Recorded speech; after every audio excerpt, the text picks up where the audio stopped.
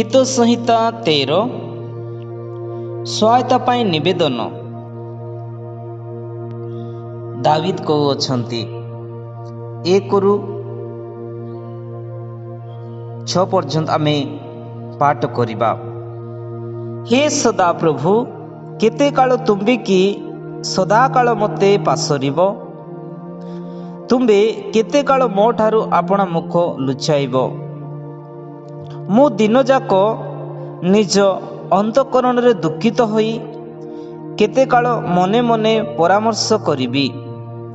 କେତେ କାଳ ମୋ ଶତ୍ରୁ ମୋ ଉପରେ ଉଚ୍ଚୀକୃତ ହେବ?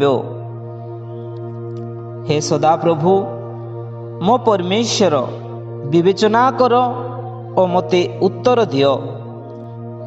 ମୋର ଚକ୍ଷୁ ସତେଜ କର, ନହେଲେ ମୁଁ ମୃତ୍ୟୁ ନିଦ୍ରାରେ ନିଦ୍ରାଗତ ହେବି।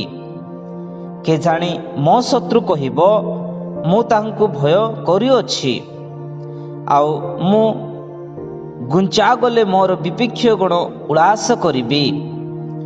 ମାତ୍ର ମୁଁ ତୁମ ଦୟାରେ ଭରସା ରଖିଅଛି। ତୁମ କୃତ ପରିତ୍ରାଣରେ ମୋର ଅନ୍ତଃକରଣର ଉଲ୍ଲାସ କରିବି। ମୁଁ ସଦାପ୍ରଭୁଙ୍କ ଉଦ୍ଦେଶ୍ୟରେ ଗାନ କରିବି, କାରଣ ସେ ମୋର ପ୍ରଚୁର ମଙ୍ଗଳ କରିଅଛନ୍ତି।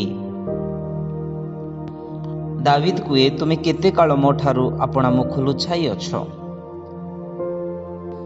ପ୍ରଭୁ ସେ ମୁହଁ ଲୁଚାଇବେ ନାହିଁ। ପ୍ରଭୁ ଆମ ସହିତ ସେ ଅଛନ୍ତି। ସେ ଆମରି ପ୍ରାର୍ଥନାର ଉତ୍ତର ଦେବା ପରମେଶ୍ୱର ଅଛନ୍ତି।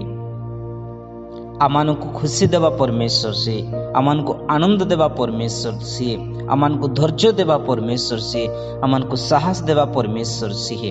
ସେ କେବେ ନିଦ୍ରା ଯିବେ ନାହିଁ କି ସେ କେବେ ଗୁମାଇବେ ନାହିଁ। ଆମେ ତାଙ୍କ ଉପରେ ଭରସା କରିବା, ତାଙ୍କ ଉପରେ ଆମେ ନିର୍ଭର କରିବା। ଆମମାନଙ୍କୁ ଯାହା ଆବଶ୍ୟକ ତାଙ୍କ ନିକଟରେ ଆମେ ସମର୍ପିତ କରିଦେବା। ଏ ଗୀତ ସଂହିତା ପ୍ରତି ପ୍ରଭୁ ଆଶୀର୍ବାଦ କରନ୍ତୁ, ଅନୁଗ୍ରହ କରନ୍ତୁ। ଗଡ୍ ବ୍ଲେସ୍ ୟୁ।